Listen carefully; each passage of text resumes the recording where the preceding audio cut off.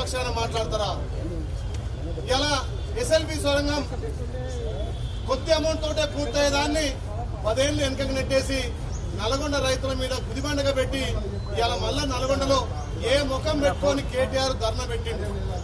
ఇలా కేటీఆర్ గారు అతని మీద ఉన్నటువంటి ఈ ఫార్ములా కేసులను పక్కతో తప్పనిస్తేందుకు మళ్ళొక్కసారి రైతులను అడ్డం పెట్టుకొని గతంలో తెలంగాణ సెంటిమెంట్ అడ్డం పెట్టుకొని అధికారంలోకి వచ్చి రైతులను ఏ విధంగా పట్టించుకొని మీ ప్రభుత్వం ఇలా మళ్ళీ ఒక రైతు దీక్ష అని చెప్పి నల్లగొండ అంటే పోరాటాల గడ్డ. అదే నల్లగొండలో మీకు 11 సీట్లలో గోరిగట్టి అత్యసతోటి గెలిచిన 3,000తో గెలిచినటువంటి సూర్యాపేట మరి భూమికి చేరుతున్నాయని పట్టుకొని ఇలా మా గౌరవ మంత్రుల మీద మాట్లాడే దమ్ము ధైర్యం మీకెక్కడిది? ఇలా మా మంత్రులు తెలంగాణ మొత్తం రైతుల కోసం అహర్నిశలు పాటుపడి మా గౌరవ ముఖ్యమంత్రి భారతదేశంలో ఏ రాష్ట్ర ముఖ్యమంత్రి కూడా అంత పెద్ద సాహసోపేత నిర్ణయం తీసుకోలే. కేవలం 27 రోజులనే 21,000 లక్షల కోట్లతోటి 25 లక్షల మందికి రుణమాఫీ చేసినందుకు ధర్నా చేస్తామా? రైతులందరికీ నిజమైన రైతులకు రైతు భరోసా ఇస్తుంటే అది చూసి ఓర్వలేక రైతు దీక్ష చేస్తున్నావా?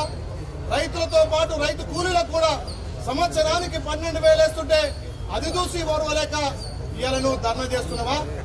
అదేవిధంగా గతంలో కేసీఆర్ రైతులకు పండుగ చేసుకోవాలి, ప్రతి రైతుకు యూరియా ఫ్రీ ఇస్తున్నాడు. మరి మీ అయ్య మీద ఎందుకు ధర్నా చేస్తలేవు? గతంలో 1,00,000 రూపాయలను 5 ఏళ్లలో రుణమాఫీ చేయలేక వడ్డీలకే సగం పోయి ఇలా మీరు రుణమాఫీ చేయకపోతేనే కదా మా ప్రభుత్వం మీద ఇంత పెద్ద భారం పడింది. మీరిచ్చిన మాట తప్పినప్పుడు మరి ఫామ్ హౌస్ మీద నువ్వు ధర్నా చేయాలి, మీ అయ్య కేసీఆర్ మీద ధర్నా చేయాలి. కేటీఆర్ మళ్ళొక్కసారి మా నల్లగొండ మంత్రుల మీద మాట్లాడే నైతిక విలువ లేదు. మీ అయ్య చాటును వచ్చి నువ్వు ఎమ్మెల్యేగా అయినావు, మీ అయ్య చాటు మీ అయ్య పేరు చెప్పుకొని మంత్రి అయినావు, ఇలా మామ పేరు చెప్పుకొని అల్లుడు మంత్రి అయిండు. ఇలా కాంగ్రెస్ పార్టీలో ఉత్తమ్ కుమార్ రెడ్డి గాని కోమటిరెడ్డి వెంకరెడ్డి గాని త్యాగాలు చేసి ఇలా ఉమ్మడి నల్లగొండకు పేరు తెచ్చిరు. బంగారు కొండగా ఉదయ సముద్రాన్ని మొన్ననే ప్రారంభించుకున్నాం.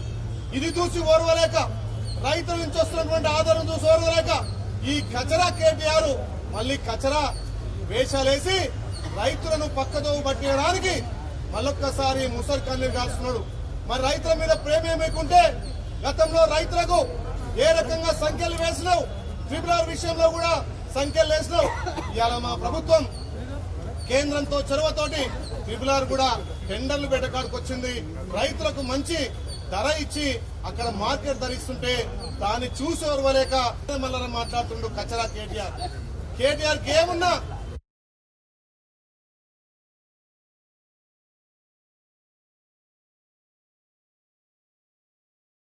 గెలిపిస్తే మీ అయ్యా నువ్వు మీ బావ తలకాయ పెట్టుకున్నారు.